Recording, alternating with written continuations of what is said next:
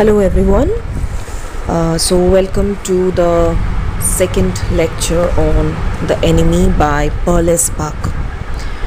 In my previous lecture, I had discussed the background of the story, The Enemy, and the Second World War, along with a description of the Pearl Harbor attack, during which many American naval soldiers were taken captive. We had also started the explanation of the lesson, where we had seen Dr. Sadao and his father, his childhood, the coastal house, and his present day with his family, that is his wife Hannah and his two children. In today's lecture, I offer to explain you the next part of the story, why or how the peace of Sadao's family life is lost. So let's come to the next paragraph. But at this moment, the door opened and she looked out. She looked out means it is Hannah who opens the door and she comes out. A dark blue woolen haori over her kimono. Now haori and kimono, these are two traditional Japanese outfits worn by Japanese women, as you can see in the picture, showing a haori, a traditional Japanese jacket, and a Japanese kimono, which is a long-sleeved gown. Now she was dressed in a traditional apparel and she comes out. She came to him affectionately and put her arm through his as he stood, smiled and said nothing. He had met Hannah in America, but he had waited to fall in love with her until he was sure she was Japanese. So this shows that Dr. Sadao, he also had strong faith in his race as a Japanese man. So he did not think of falling in love or professing love to Hannah immediately. His father would never have received her unless she had been pure in her race. He wondered often whom he would have married if he had not met Hannah, and by what luck he had found her in the most casual way, by chance, literally, at an American professor's house. So he recalls of a time when he meets Hannah.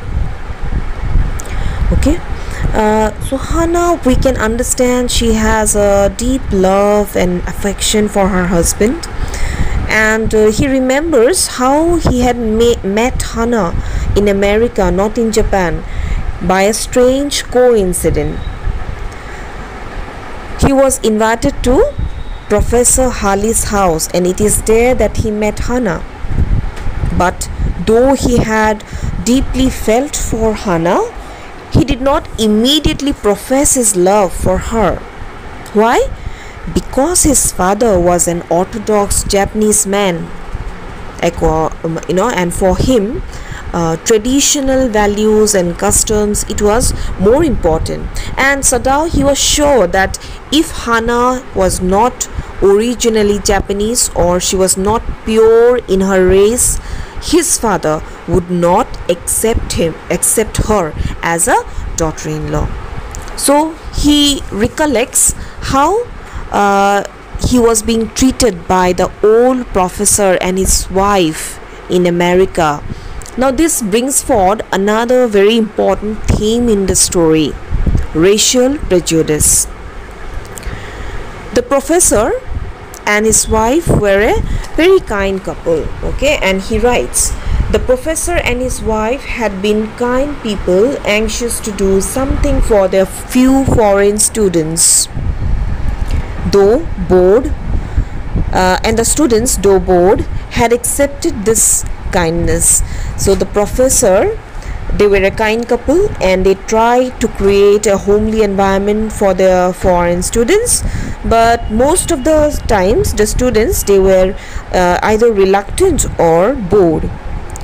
Sadao had often told Hannah how nearly he had not gone to Professor Harley's house that night.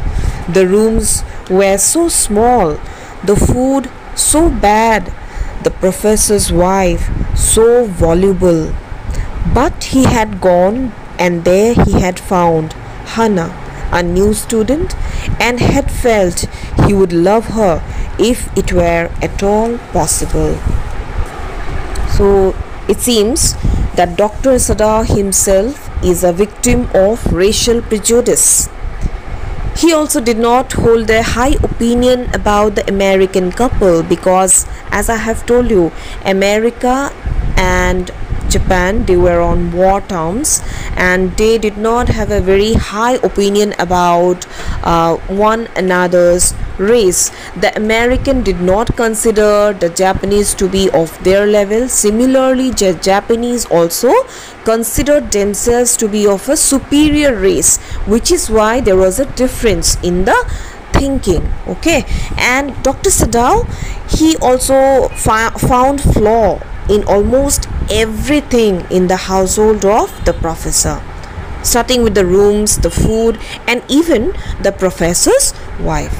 It is nothing but a sense of his superiority, his feeling of superiority, racial superiority over the American race. Okay, that's what made the difference. Thus, you can understand, we can also understand that, Perlis Buck, she is trying to uphold the issue that racial prejudice is an important theme when it comes to Asia or Asian countries and Western countries.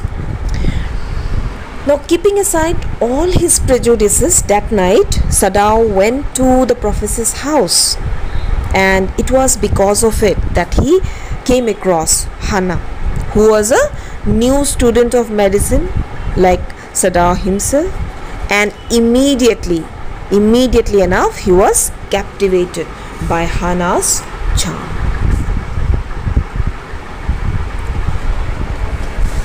Now he felt her hand on his arm, again shifting to the present, okay, and was aware of the pleasure it gave him, even though they had been married years enough to have the 2 children. So their love is fresh even today. It had been long years that they got married and they already have 2 children. Their family is complete, but then still in the present day, whenever Hannah approaches him, he can experience the same amount of joy, the same amount of excitement, and the same amount of pleasure. Okay, so it seems that both are in equal amount of love with one another. Their love and admiration has not yet ceased. And why is it so? For they had not married heedlessly in America. They had to actually wait, and their love was put on test, right? They had finished their work at school and had come home to Japan, and when his father had seen her, the marriage had been arranged in the old Japanese way. Although Sadao and Hannah had talked everything over beforehand. So this is the reason why even today they can feel how much they love one another, because they were a couple who had waited and tested their love, and their love had been successfully approved by their elders of the family. They had first completed their education, their professional degrees, and only after that, after returning to Japan, Dr. Sadao introduced Hannah to his family members, and the father, especially the father who was kind of orthodox and very traditional, he had accepted Hannah as his daughter-in-law. Only after that their marriage was conducted, and the marriage, it had been conducted in a very traditional manner, as you can see in the pictures here. Okay, a priest reading the scriptures and the presence of the elders and taking vow in the presence of society, relatives and all. Okay, the other picture showing a clip of a Japanese painting of a bride and groom. Okay, and that is why they were perfectly happy.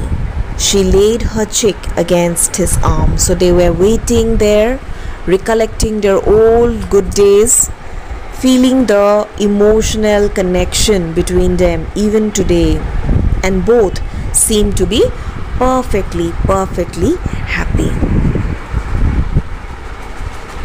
It was at this moment that both of them saw something black come out of the mist. Remember, it was misty. The area, it was shrouded in fog and mist and cloud. Suddenly they saw something black. Why is it black? Because it was dark and very foggy. Okay, now what was it? It was a man. He was flung up out of the ocean, flung, it seemed, to his feet by a breaker. He staggered a few steps, his body outlined against a mist, his arms above his head. Then the curled mist hid him again. As they were relaxing or waiting in each other's company, recollecting old days, happy days, suddenly they notice that a black shape, it moves out of the ocean.